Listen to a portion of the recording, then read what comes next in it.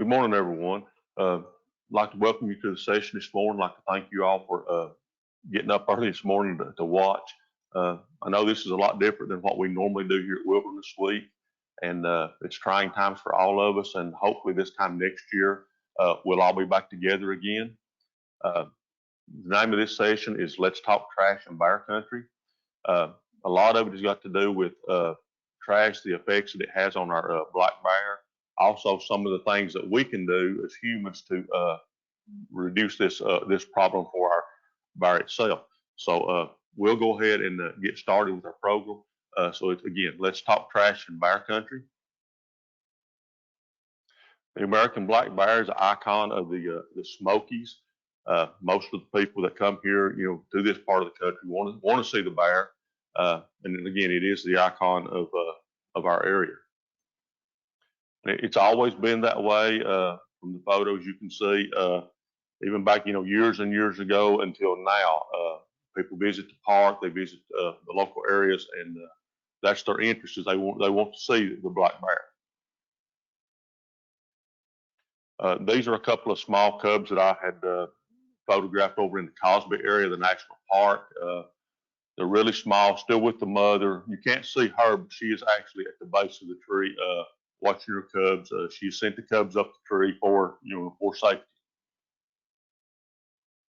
This was another one that actually was over near the Cades Cove area. It was out right after a rainstorm. We saw it, and it out started to forage again. One funny story about it was after we had took these photos, I actually was showing them to some friends of mine, and they kind of got on to me about it, said that I was just entirely too close to that bear to be taking photos like that. And I had to tell them that I didn't actually take the photo, that my wife did. So that started a whole new conversation in its own. But I was there with her and everything, and we were plenty safe. And one other thing about these type photos and things, when you start seeing a lot of your wildlife photographers and what appears to be a really close-up picture of a bear or any kind of wildlife, most of those photographers are using the big zoom lenses. They have equipment for that so that they can actually keep a safe distance from those animals and watch them in their natural habitat and not stress them out. And that's how they get those really good photos, is because they don't try to approach and get real close. This one was one that actually was over in the Newport area of just right over from Pigeon Forge here. Actually, from this particular tree, if you look, you can actually see Lowe's, Walmart, and Bojangles. This particular year was a really bad year for our acorn crop. It had failed. This particular tree did produce some. This guy had found the tree, and he stayed there for weeks in that one area, just foraging off of those acorns, because he had found a food source, and that's what he was going to do. Here's another one. It's kind of harder to see this one, but again, it's a small cub. Of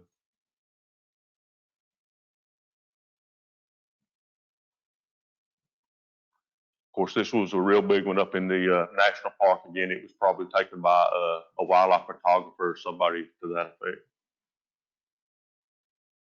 So a couple of things I would recommend, or words I would tell you anytime that you see bear or wildlife, would be respect and distance.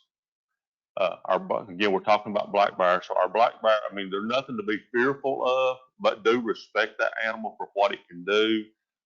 Myself, I'm not afraid of a bear, but I do respect them for what they do or what they can do. Their strength, their speed. They can injure a person if we do things that we shouldn't be doing. Also, distance. As long as we keep a safe distance from those animals when we do see them, then we're able to view them and watch them a lot longer in their natural habitat. Watch them forage. I've actually even saw females that would nurse their cubs, because we keep a safe distance. We don't get too close. We don't stress those animals. When this happens, either they will leave, or again, someone could be injured. Approximately, and these numbers may be off just a little bit, but we have approximately 9 to 10 million visitors that visit our national park each year here in the Smokies. The Park Service estimates approximately 1,600 to 1,800 black bear inside the national park. So that's a lot of visitors. That's a lot of bears. But also, if you think about it, that's a lot of trash that's going in and out of our national park. City of Pigeon Forge estimates between 9 and 11 million visitors comes to this area each year for vacation or for whatever reason. The state of, excuse me, the state of Tennessee, TWRA, estimates between 5 and 6,000 black bear in the state of Tennessee. So again, that's a lot of bear, and again, with this many visitors coming to this area, you know, and the majority of them, they want to visit the park, they do want to see bear. So we have a lot of interaction there. So we want to talk about some of the things that we can do to keep it safe for us and safe for our black bear at the same time. So a couple things you see if you drive around in this area or different places, you see a couple of bumper stickers that says garbage kills bear or a fed bear is a dead bear. Well, those are not just bumper stickers or sayings. That is a true saying. Both of them are. And again, we're going to talk about some of the reasons how all of this happens. Of course, this time of year, January, February, our young cubs are being born in the den right now. These bears are being born as a wild bear. So once they come out of the den, it's up to the mother to teach them what they need to do. So if she's a bear that's frequenting campgrounds, picnic areas, dumpsters, that type of thing, then she will teach her cubs the same thing. So they will start out, like I said, as being a wild bear, and then they will actually become what we refer to as habituated. That's a bear that basically just learns to tolerate us humans. They'll put up with us, you know, and things they just, you know, so they, again, they will just, you know, continue to put up with us and go from there. Then they may go from habituated to being what we know or call food conditioned, which basically means they will start coming into campgrounds, picnic areas, even though we're there. The bear just doesn't care anymore. He'll just, you know, walk past us to get into those trash cans or dumpsters, or maybe someone's cooler, possibly even a car if, you know, if they think there's food that's there. So that's how, again, they will become food conditioned. Then most of the time, the bear will come, once it becomes food conditioned, a lot of times that may lead to death. This could be anything from something that it ingests or eats. It could be as much as being struck by a car trying to get to those areas, or it could even be it shows aggression or property damage and things. Sometimes those animals have to be euthanized. So we're going to look at some of that. This was a particular bear a friend of mine had. It was actually coming to visit her house, and I did leave the dates and the timestamps on this one. And if you notice, this bear is on the deck, or they're at the deck at 11:15 that night. If you look through the railing on the deck, you can actually see her trash can. So the bear got to come and it would get into her trash can, spread garbage, you know, just everywhere.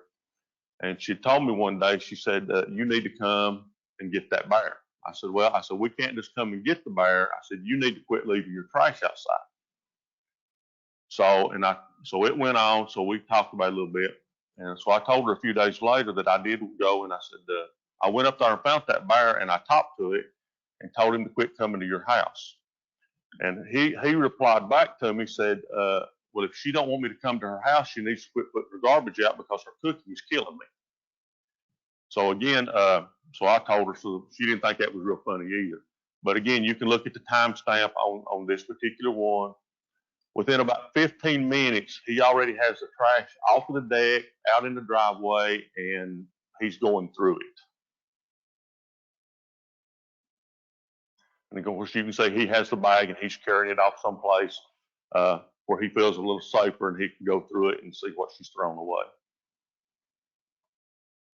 A few days later, the same bear is coming right back to the same house that night.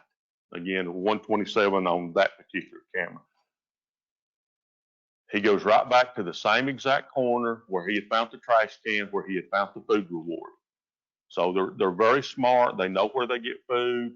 And once they start frequenting cabins or homes and looking for garbage, then they remember all of that and they'll just make a route. It's just like someone delivering your newspaper every morning. I mean, they have a certain route they take and they know where to get food and where not to.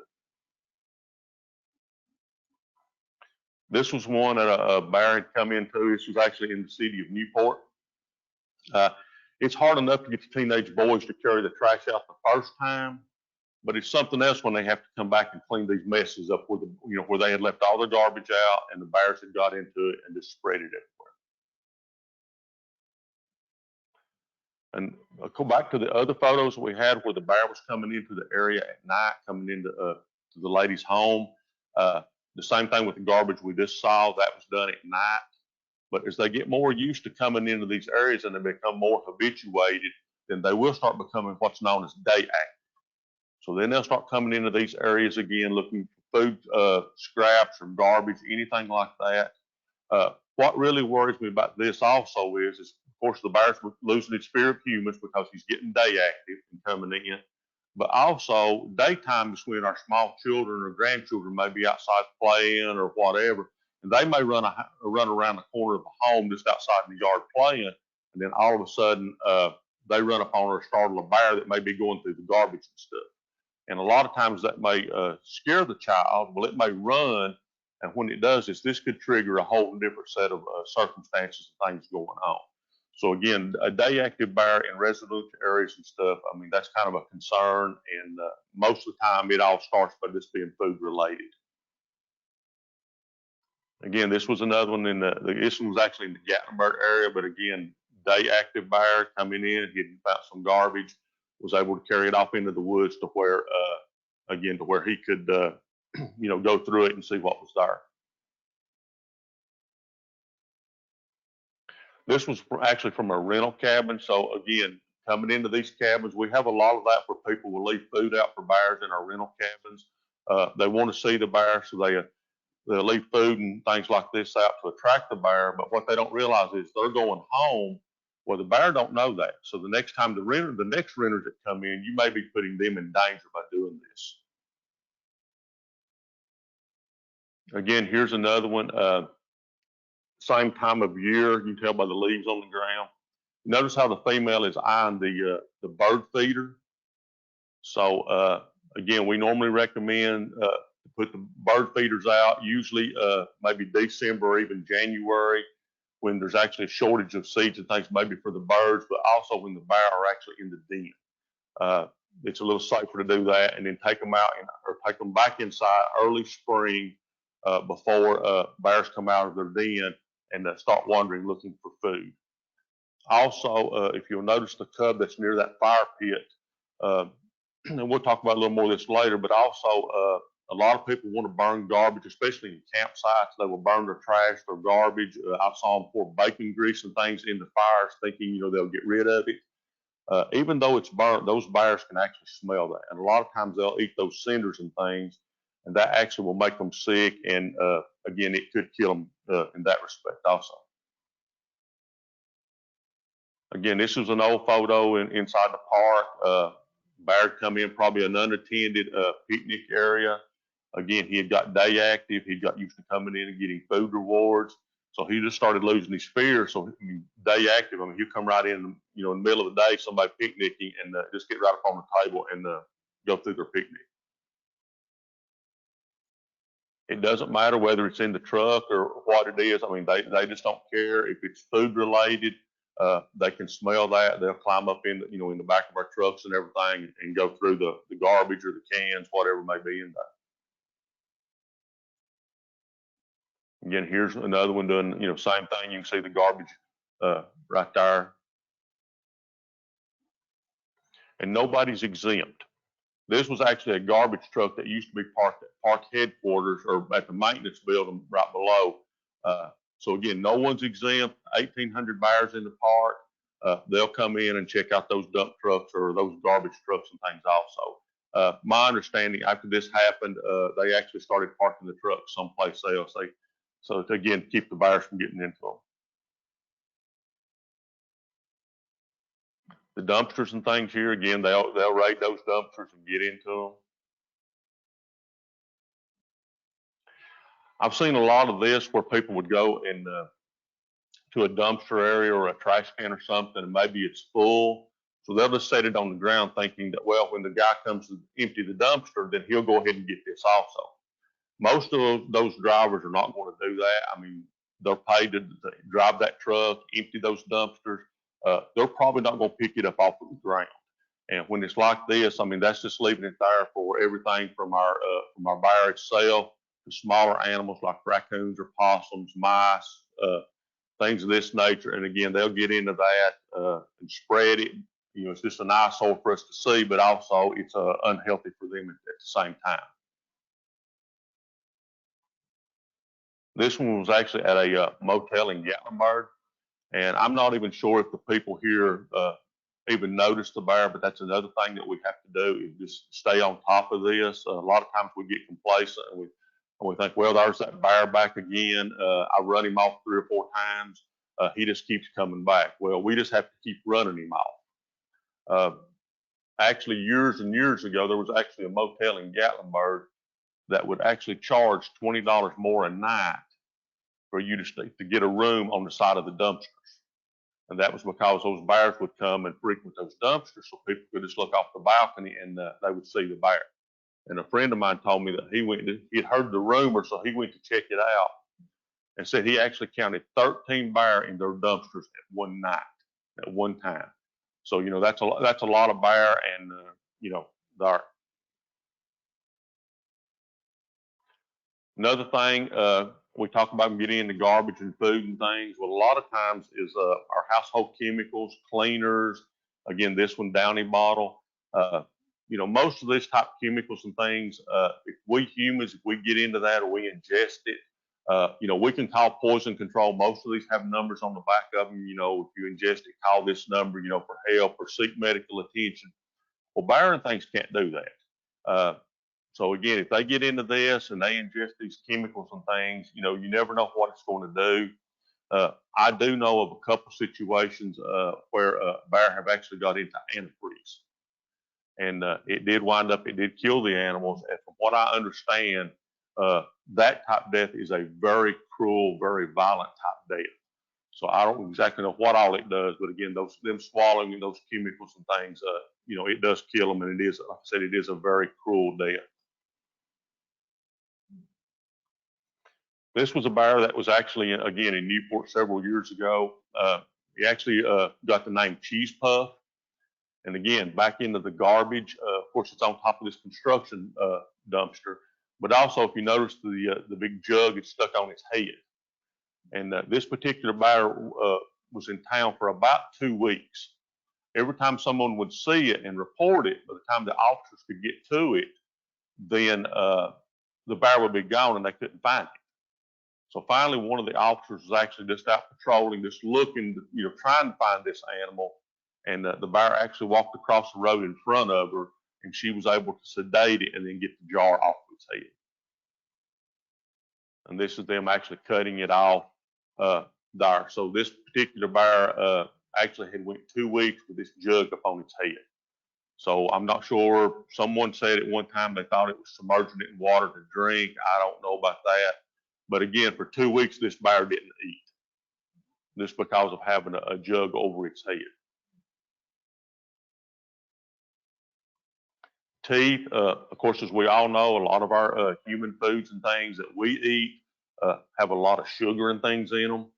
So again, as these bears get into that food, you know, you and I go to the dentist, but the bear can't. So again, they get tooth decay, they'll chip teeth or break teeth trying to get into metal trash cans or dumpsters and things also. And so by doing this, of course, their teeth decay, and so they have bad teeth. So in the spring of the year, when a bear comes out of the den, he may get by eating soft plants or grass, things like that. Maybe through the summer months, even eating blackberries or cherries, something to that effect. But then in the fall of the year, when he needs to, or she needs to be gaining that excess weight to get through the winter months, then, and they depend upon nuts or the acorn crops, then if their teeth are bad and they can't crack those nuts, then they're probably going to starve. And to me, that may be one of the cruelest deaths of all, would be starvation.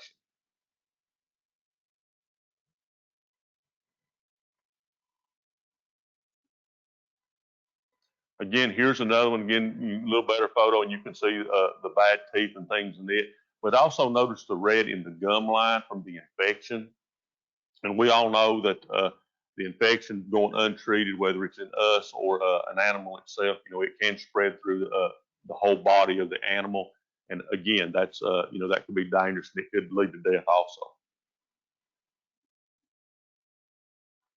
These are actually some worms that a lady or no, the curator, one of the curators at ABR gave me, actually had come from a cub that was malnourished, eating a poor diet, and this is only 2 of them.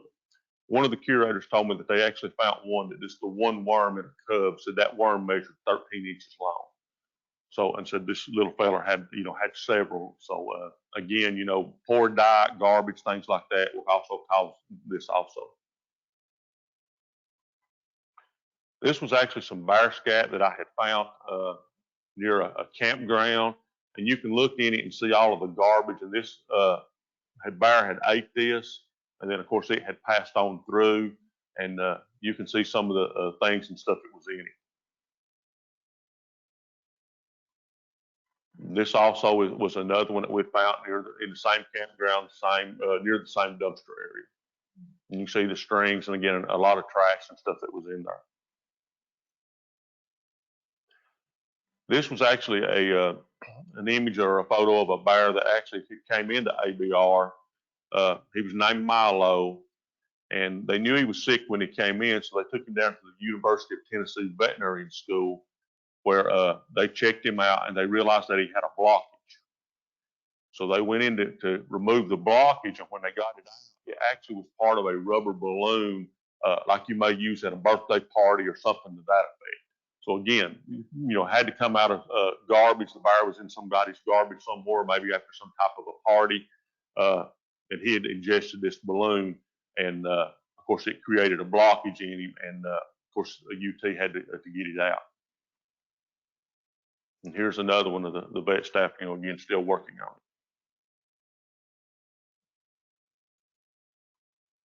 it. Another way our bears are injured and things and stuff because of garbage is that they'll cross roads and things trying to get back and forth to these areas, whether it's campsites, dumpster areas, things of this nature, especially at night and stuff in rural areas or other areas where we don't have street lighting and things.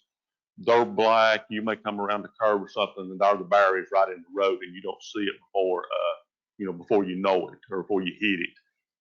A lot of times, again, you hit a 250, 300-pound bear. Chances are you're going to kill the bear, but you're also going to do a lot of damage to your car.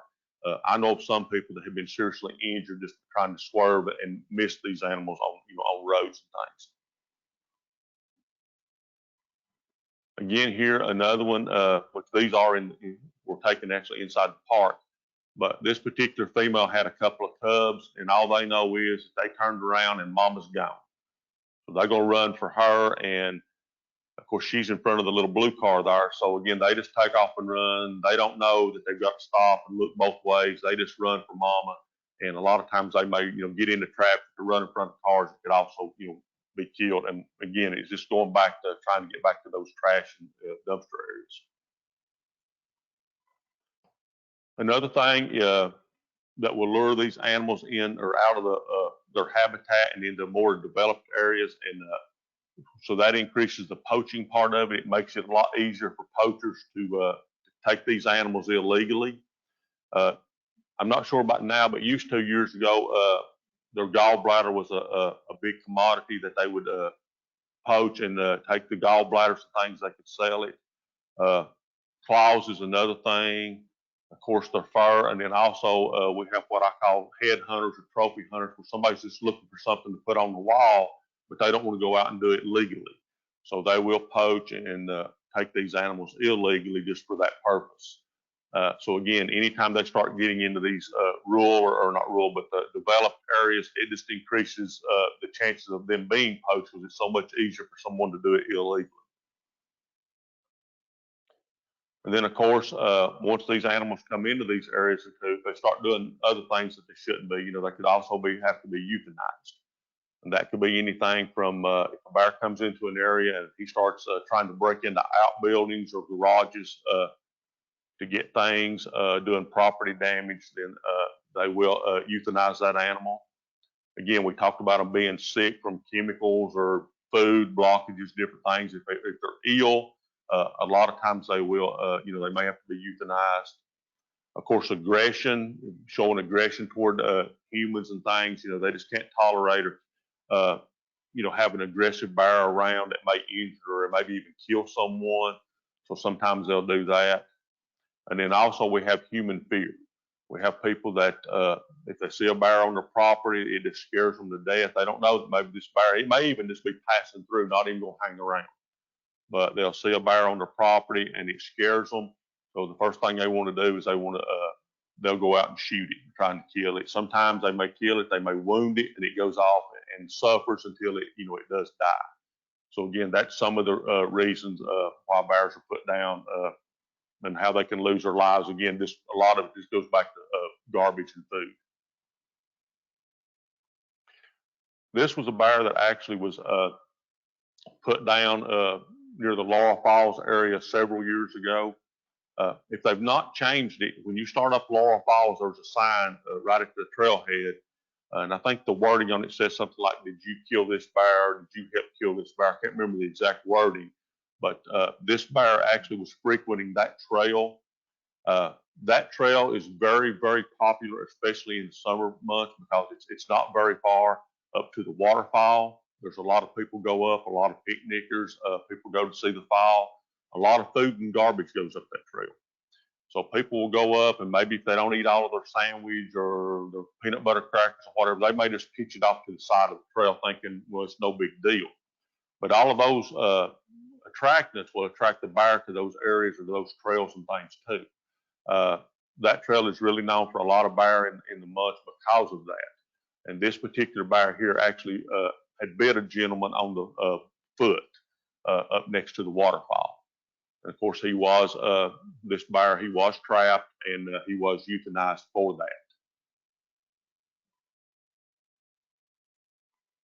So a lot of times we hear, if we have a bear that's getting in the garbage or he's doing this, or that or that, say, well, why can't you just relocate him? Take him to where there's no people. Well, where is that? We have a lot of, of course, we all know a lot of our mountainous area and things now are being developed. A lot of big farms and things. When I was growing up, the farmers have passed on, so the children are subdividing and cutting these areas up and developing it. So that area of bear habitat is getting smaller and smaller a lot of times. If you look at the photo on the right, on the left, there's actually he's just being nosy, he's looking in it, he's curious. But the one to the right, the Colbert trap, if you see the bear on top of it, there is actually a sow and a sibling inside that trap. So a lot of times when you start trying to relocate an entire family unit, you may leave one out, so you separate that family unit. So a lot of times that's the reason why wildlife officers don't try to move them as a family unit, is just because of that. Another thing is, if you have a bear that already has a bad behavior, he's doing things he shouldn't be doing, a lot of times all you're doing is moving a problem. I won't say that happens every time, but a lot of times, again, you're just moving a problem from one area to the other. So what can we do as humans to help our bear, keep them safe, and also, us too? This was some photos I actually found inside the national park, again, over next to Metcalf Bottoms picnic area. And this was the way I had actually found it when I looked around. And I told some people, I said, well, I think the pigs left and they're waiting on the bears to come. And so we went ahead and cleaned all their trash and stuff up from the table. But also, as we walked around, we found some partially eaten hamburger and fries and things just kind of thrown over to the edge behind the tree. And even though it's not on the table, that's still a food reward for an animal that comes into that area, foraging or scrounging, looking for food and stuff. If it gets food, that's a reward. So it's going to continue to come back and do this type of thing. This was some friends of mine that actually have rental cabins in the Cosby area, just outside the national park. And they're very persistent on keeping the outside of their cabins and their tables and grills and all of that clean. The owner of that realizes that he understands the dangers of having bear coming into his cabins. with his guests and things being present. He understands that, something could happen, somebody could be injured.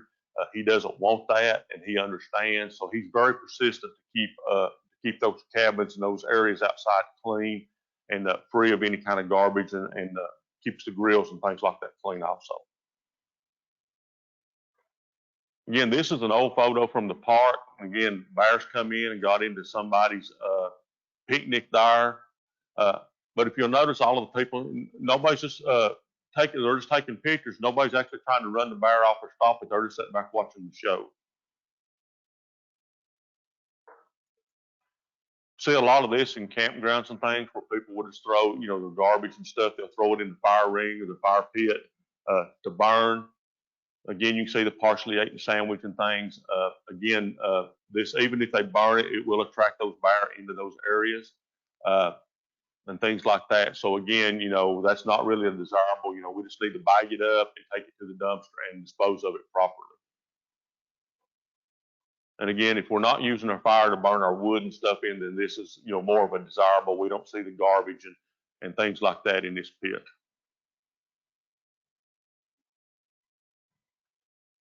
This particular is one of the old style dumpsters. It was actually from a resort up in the Gatlinburg area. And it was the old type dumpsters, which they do make bear resistant dumpsters and things. Very expensive if you've got a big area and you have to start replacing them all at one time. But the manager of this resort at one time was trying to do something to kind of bear-proof his area. So he had his maintenance people to put these cables and these short latches on, hoping that people would put their dispose of their garbage, and then would latch the lids back. And that would work well as long as the people would go ahead and do that. But I was up there one day, and every time I'd walk around and just see one unlatched, I would just walk over and latch it. I mean, it only takes a minute or two to do that. And again, it keeps the garbage in and hopefully keeps the bears out of it. Other step is like for cabins or our homes and things. They make these bear resistant container or cages where you can actually set your barrels or cans inside those. They have lids or latches and stuff where the doors will close and they'll latch themselves and lock. But if we do this route, then we do have to go just a little extra. Most of them come and the legs on them have holes in the bottom where you can anchor them to the ground. And I've saw a lot of them that people just take them and they'll just set them out thinking, well, the bear can't get to my can. But a lot of times they're smart. They'll just push those over, and that jar, when they hit the ground, sometimes it will spring them open, and then they can still go on around and get into that garbage anyway. So we just have to do it, just do a little extra and just anchor them to the ground, and that way they can't turn them over regardless of how hard they try. Other things we do or people can do is the ABR, Appalachian Bear Rescue, has a litter team, and they actually go out and pick up garbage and things on the roadsides.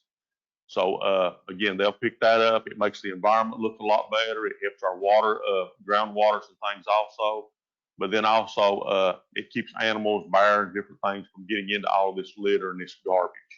So they do a good job. They pick up, like I said, they pick up a lot of trash every year, just as people driving down the road and just throw their litter out. Some other things that I've saw, this was, again, not well, just near park boundary. Someone that threw a box springs and mattress out. Don't really know why anyone would want to do that versus taking it to the landfill.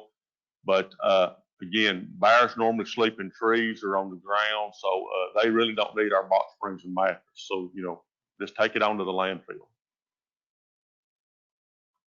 Old tires, I found this off on park boundary, actually just inside the park. People just roll their tires and things off, find a secluded area, and they throw their stuff out.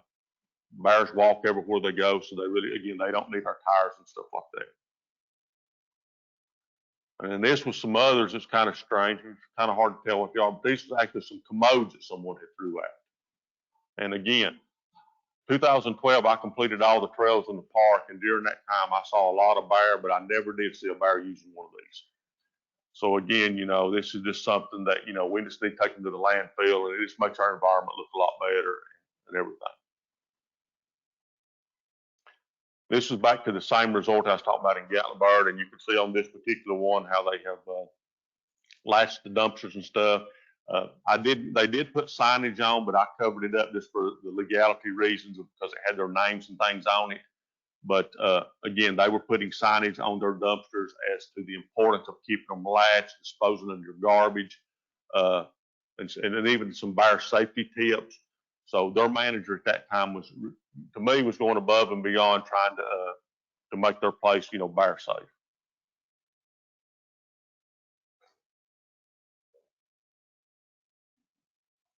Okay, this was actually some buyer-proof or buyer-resistant dumpsters that we installed over at the IGA grocery store over in Townsend. Coy and I, this is one of the, I think he's the head curator for ABR now. So we installed that. You can't really see it, but there's actually 4 bolts underneath that. It holds that to the ground to keep a buyer from or anything from turning it over. Again, as long as we dispose of our trash and make sure those lids and things are closed, the buyer will still come. They'll still try to get into them. They can still smell them. But as long as they can't get that garbage, then that's not they're not getting that food reward. And again, that will keep them from getting in there. Again, they'll try, but as long as they don't get a reward, then that's all they're doing is they're just wasting their time trying. Again, this one here, he's up on top. He's trying, but a lot of these have catches and latches and things on them. It's designed to keep the buyer from sticking their paws up in there. But again, we have to make sure that when we close that lid, that it latches, that we don't walk away with the lid up or the garbage hanging out of it, because they'll get into it. This goes back to a couple one of them we saw, the Cheese Puff. This is the officer that actually darted Cheese Puff and relocated him, got the jug off his head, and got him out of town. Actually, again, where I mentioned where he hadn't ate or don't think he had drunk very much for 2 weeks, it was severely dehydrated. So she had some connections at the local hospital and was able to get a bag of IV fluids and actually gave that buyer an IV to put fluids back into it. The other one on the right-hand side with the park official, that is actually Bill Stiver. He's over the wildlife right now.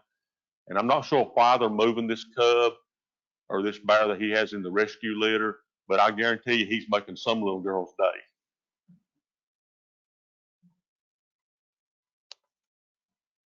And of course, these are some photo credits and things from the photos that we have. And I guess can we do questions now? Okay. Is there a bear rescue place to help prevent euthanasia? Okay, is there a bear rescue place here was the question. There is a bear, it's a Appalachian Bear Rescue. What they actually do is they will take in injured and orphaned black bear cubs. The cub has to be less than 2 years old. Of course, it's injured, or it has to be either injured or orphaned. So if you have a cub that, let's say, comes into you find one in your backyard, for instance, then you would need to notify Tennessee Wildlife. They would come out and determine whether or not that bear is actually orphaned. Then they will catch that bear and take it to Appalachian Bear Rescue.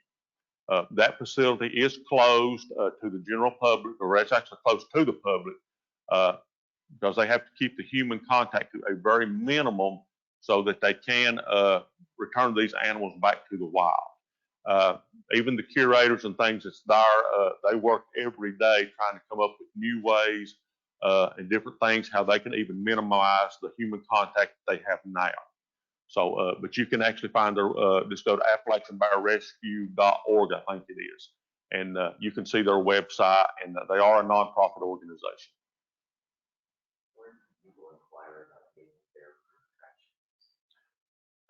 Right now, I would probably recommend going online. I mean, there's not anything you can't find online anymore. And just kind of research them and see what, see what's out there, what you can find. There used to be some places local, but I think a lot of them have maybe closed up, or with the COVID has changed a lot of their hours and stuff. There used to be 1 or 2 here locally that made them, but I don't know if they're still in business right now. But I would recommend just checking online. How big is the average black bear was the question. Normally, it depends on the time of year. If it's late spring, just before our berries and things come out, would probably be the smallest time for a black bear because of, again, it's still losing weight. Spring of the year, there's not a lot of food. We have seen female bears as much as 90 pounds of cubs. Usually they'll go normally if they're eating natural foods, they'll go 250 is a pretty good sized bear in this area. If they're in the dumpsters eating trash can or in the dumpsters eating garbage or food scraps, our type thing, they'll go as much as I've seen them or heard of them as much as close to 600 pounds. So a lot of it just depends on the diet and the time of year.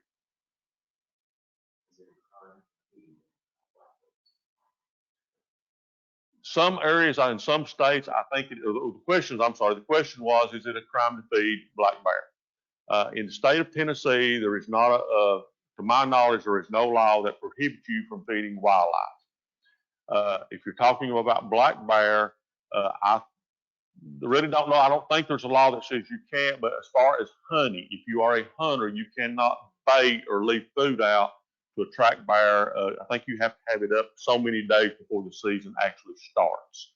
But anytime you're feeding, if you're feeding wildlife, say you've got bird feeders out, then you may attract all the wildlife, including bear. So sometimes you have to be really careful and, is it really something you want to do?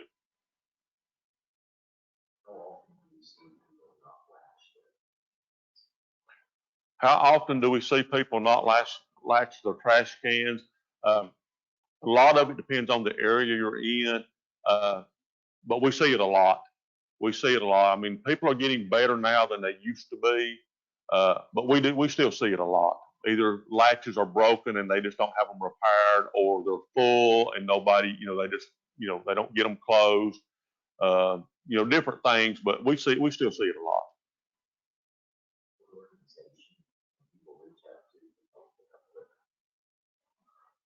What organization? The question was, what organization can people reach out to pick up litter?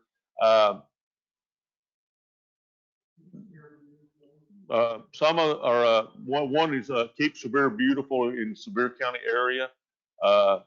You can contact Appalachian Bear Rescue. Again, if you're in the Townsend, Maryville area, that's where they're at, and they have that litter crew there. I would probably check, depending on where you're at, maybe check with your local Chamber of Commerce, and they may be able to direct you as to where an organization in your community or town.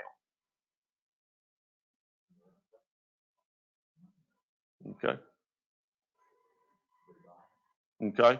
Well, they said we're out of questions now. So again, I want to thank each one of you for tuning in this morning and watching. Again, hopefully next year we're all going to be back together and we'll be doing all of this in person once again. Well, thank you all.